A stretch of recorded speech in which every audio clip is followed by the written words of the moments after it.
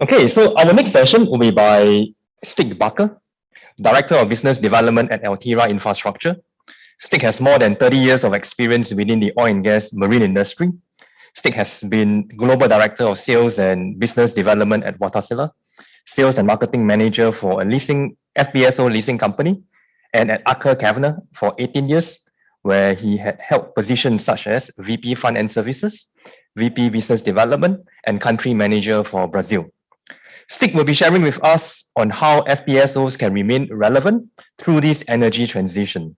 So this will be a pre-recorded session, and Stig will be joining us virtually for the Q&A session after his presentation.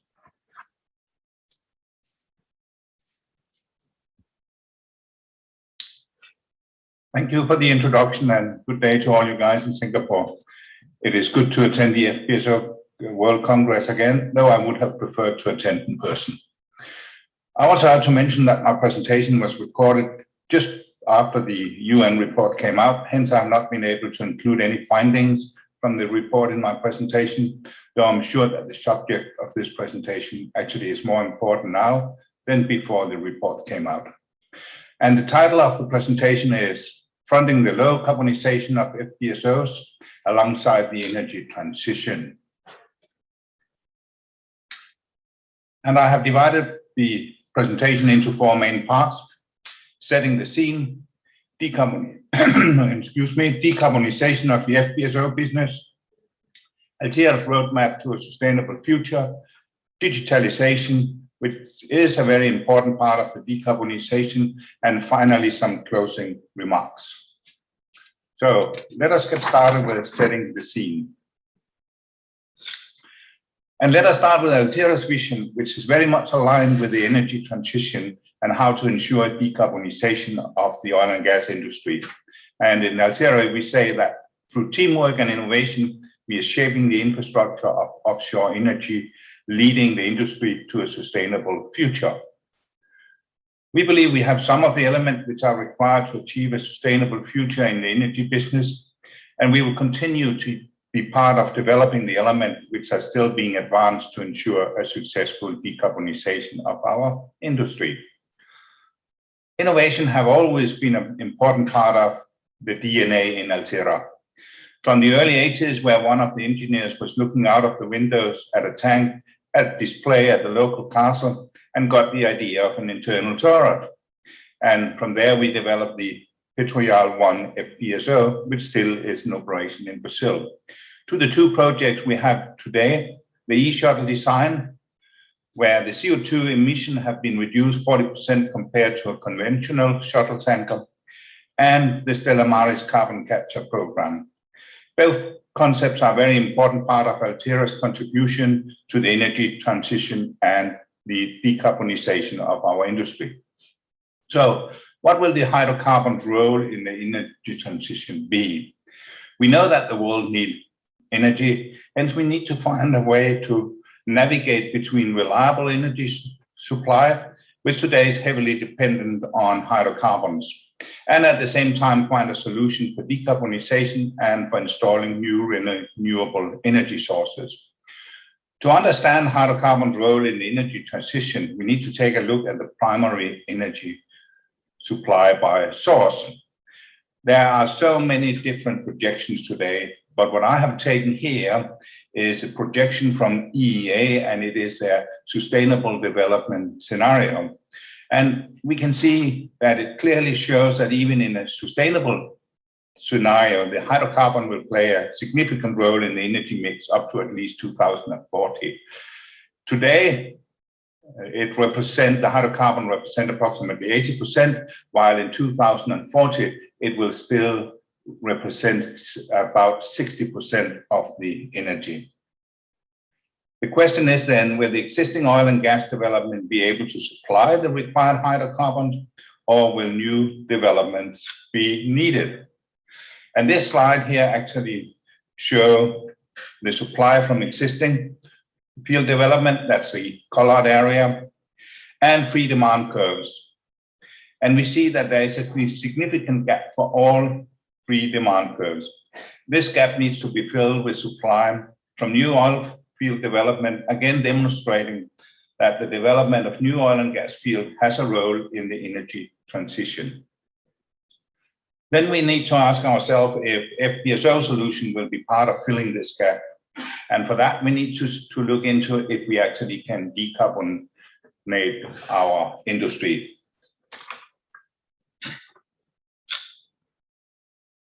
So, decarbonization of the FPSO business. When discussing decarbonization of the FPSO business, there's especially two subjects we should focus on: the main stakeholders and their ability to impact the decarbonization and the technical solutions. The main stakeholders are the policymakers, the energy companies, the financing community, and technology and solution providers. The policymakers are most likely the stakeholder who has the most power to implement the framework required to decarbonate. It all started with the Paris Agreement, and although it is a legally binding international treaty to prevent climate changes, it will only have significant impact on our industry if policymakers and other stakeholders take control and initiate laws and regulation which require to reduce the emissions. A typical example of a very powerful tool is the CO2 emission directive, which includes a CO2 tax and which is one of the main reasons for the low CO2 intensity in Norway compared to other areas. For in Norway, the cost of CO2 emission are higher than implementing emission reducing actions. The energy companies recognize that their license to operate in a carbon constrained world depends on their own ability to reduce their carbon footprint. And several large companies have set corporate targets, carbon neutral exploration and production by 2050 or even sooner. Though to reach these targets, the industry needs to implement low emission technologies, and these technologies need to be specified in the field development plans. For if not, then we know that cost will prevail and the reduction will therefore not be achieved. The financing community has also considerable power in supporting the greenest development, because without access to financing, many of these projects will never materialize. We see many new financing instruments. They are aiming to support green development. It can typically be green bonds. In the beginning, these green bonds were focusing on assets such as renewable power plants. But more recently, we have also seen transition bonds. They are focusing on sustainability and are targeting high emission industries, for example, our own. These newer bonds and loans include typically a key performance indicator on the ESG rating, which the borrowers are incentivized to achieve, usually by paying a higher or lower interest rate, depending on the level of fulfillment of these KPIs. So, although many difficult decisions may need to be taken by the above stakeholders, they do have the tools and power to ensure the decarbonization of our industry. But then the question is, do the last stakeholder, the technology and solution providers, have the expertise required to achieve the ambitions? In the short term, the options are related to what can be done for the already producing assets, where the opportunities are limited, although increasing operational performance will have an impact on the emission levels. A typical way to increase the operational performance is to increase the use of digitalization, which we will look at later. For new development, there are many more opportunities to achieve significant decarbonization of our business. And they can conveniently be divided into three categories as follows: optimizing design and operation, sustainable design, and a balanced portfolio. To have a balanced portfolio with respect to CO2 emission is the oil company's responsibility, and I will not touch this point further. It is actually believed that the total emission reduction easily can be between 30 to 60%, though if power from renewable resources can be introduced, the reduction may even be higher. So let us look at a couple of them. First, optimizing design and operation.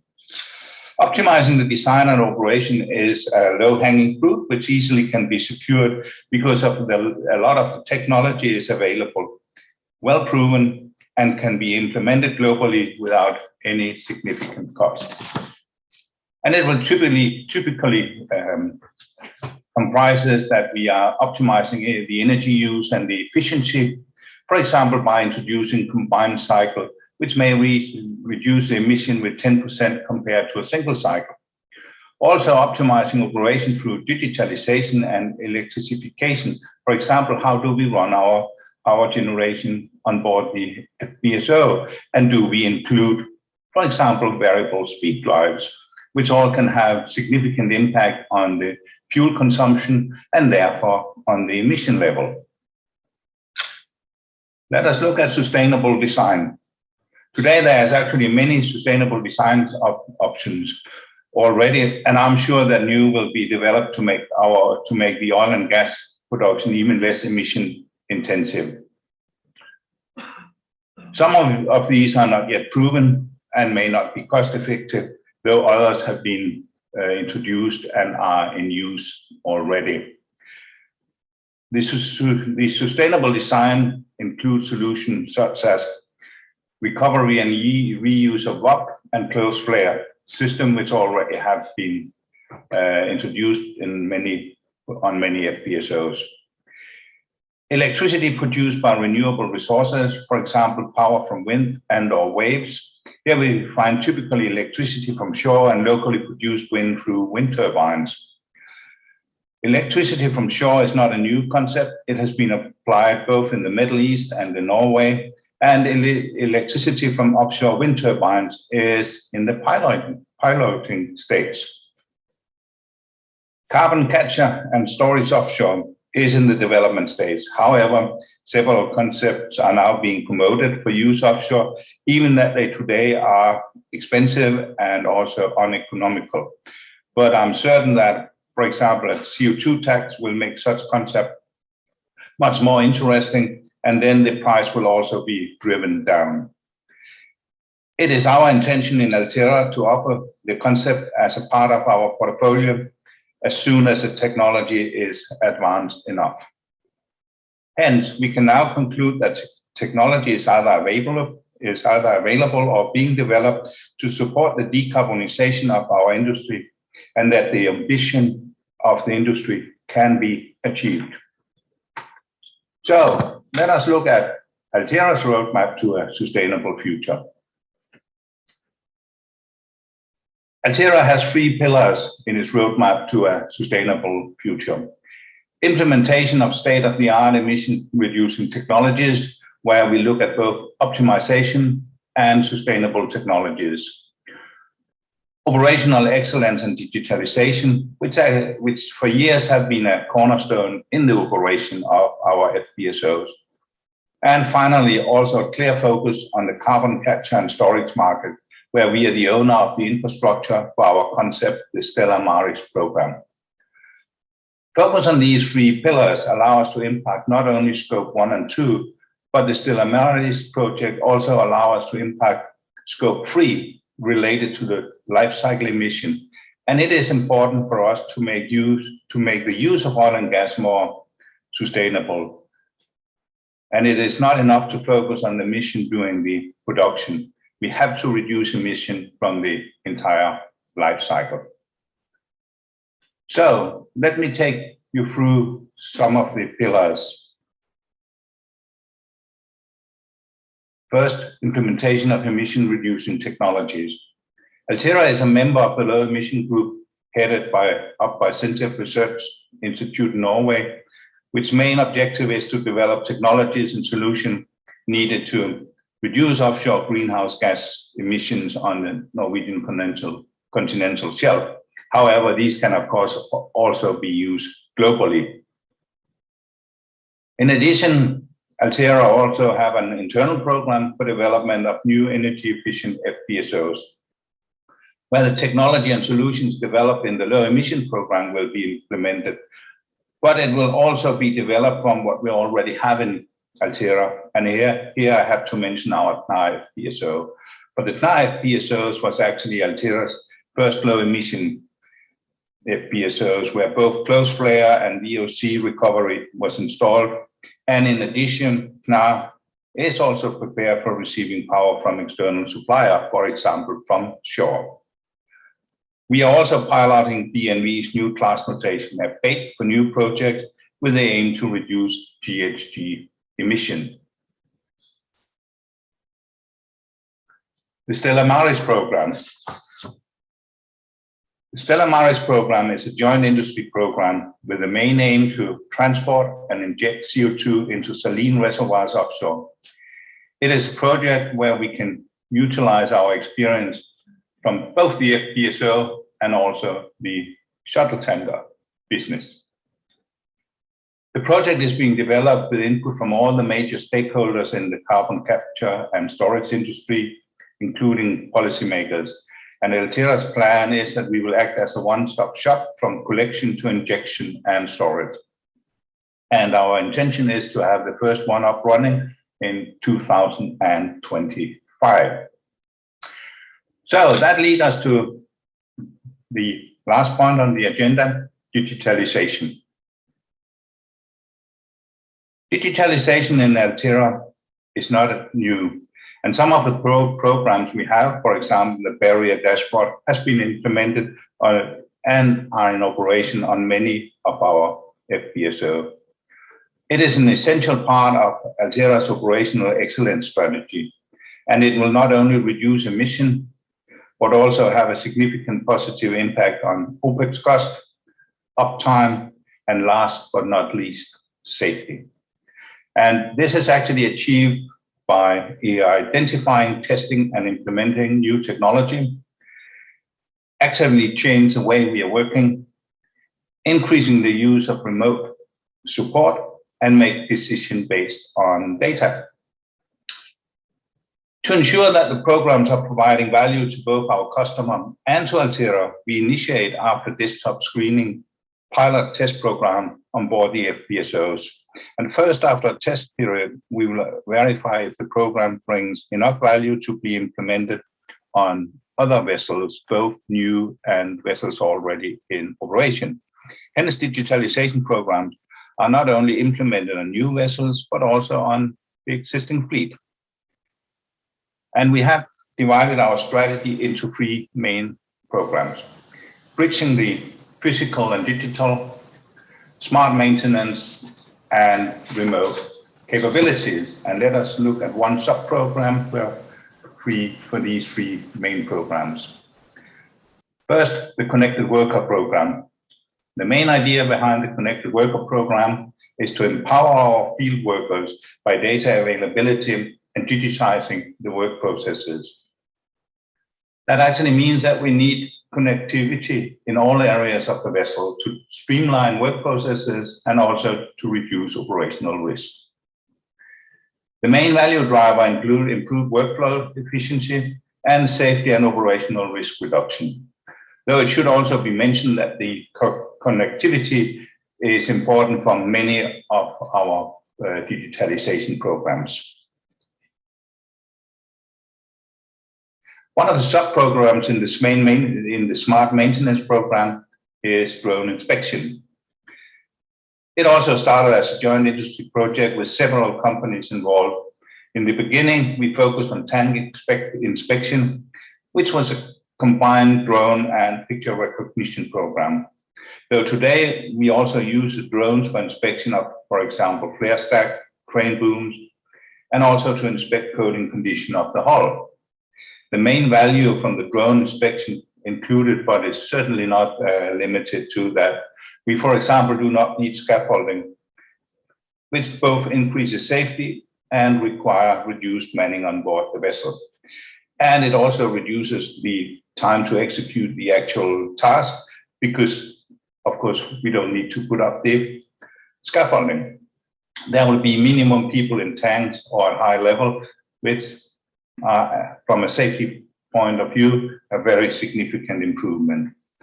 Finally, using the software on the drones also allow us to check that everything has been surveyed, which we of course cannot guarantee when people are involved. We actually continue to develop this program, are now looking into autonomous navigation within confirmed spaces. Remote support. As I said before, that we have retrofitted now with a Wi-Fi network infrastructure in the process area.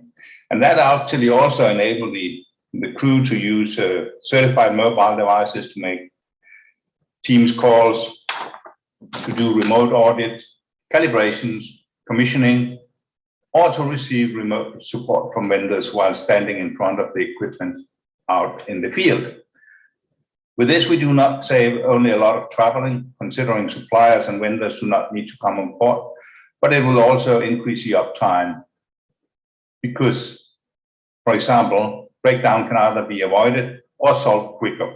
And it is also worth noticing that the right people can easily be available because they are now onshore instead of that we need to move them offshore. So this is a significant step in the right direction from a sustainability point of view. And that actually leads me to first the conclusion on our digitalization, where we see that it improves safety of our crew. We get better quality data, which will be available for decision making. We have reduced response time on support and technical assistance, improved efficiency in the daily operation, reduced person on board the vessel. We actually believe that we can reduce the number of people from between 60 to 65 down to early 20s, and therefore also reduced emission from helicopter traffic and less time spent on traveling. That leaves me then only with the closing remarks. And what we have heard today is that the oil and gas will, at least until 2040, be an important part of the energy mix. The FPSO can be decarbonized and has a place in the energy transition. The stakeholders have the tool required to impose the decarbonization of our business. Many of the technologies required are available today, though some of them still need further development. And finally, digitalization is an important part to achieve the goals, and it will in addition make our business more safe.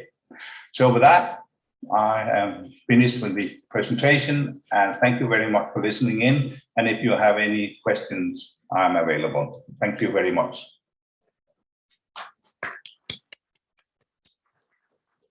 Thank you, Stig. Well, despite us having to do a lot of things virtually, we have a lot of questions today. So similar to the past few sessions, we will take the two more popular questions. Okay, firstly, how practical and economical is it to bring electricity from shore to an offshore FPSO? Hi, and good day to all of you guys. I see I'm in the wrong place, but let me try to answer your questions here. At the moment, it's not economical at all. Let us be honest about that. It needs to have some incentives to actually make it economical, and of course here I'm thinking about the CO2 tax. So it's something that will reduce the CO2 emission, but it's not economical at all. That's what we see.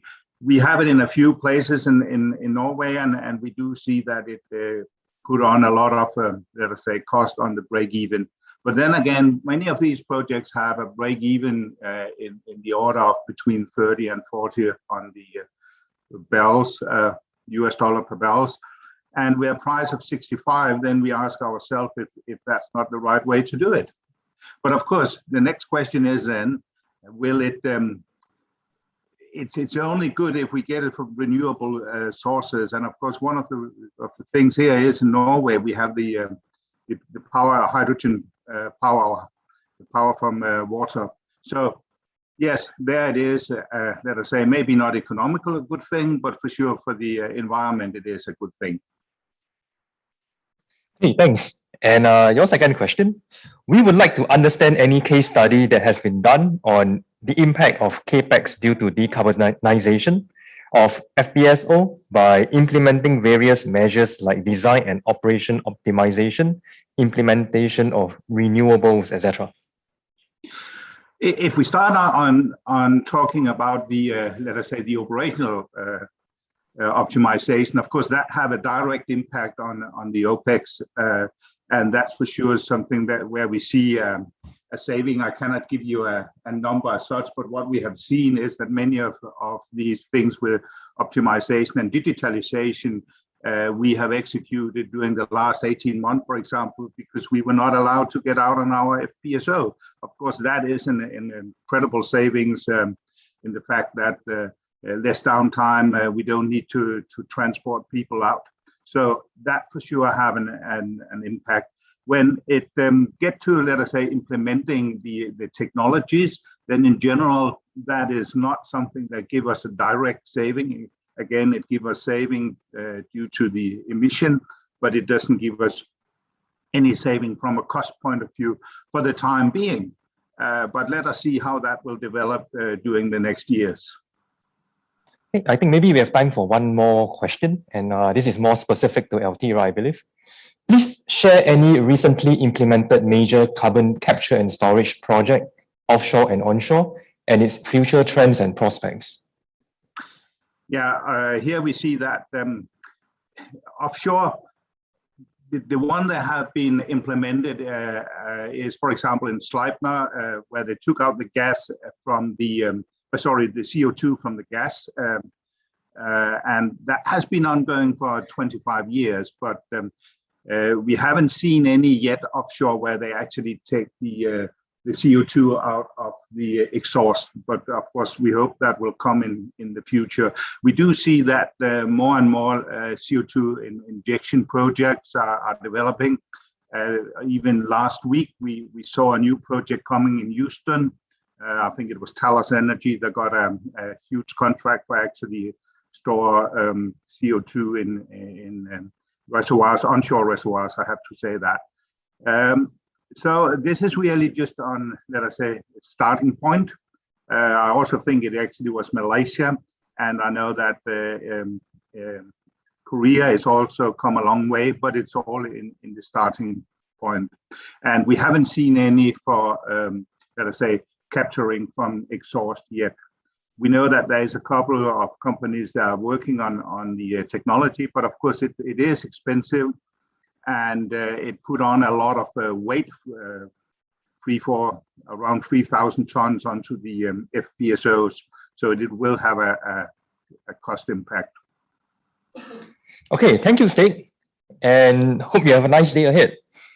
Yeah, right. Thank you, guys. Thank you. Bye for now. Bye-bye. Bye-bye.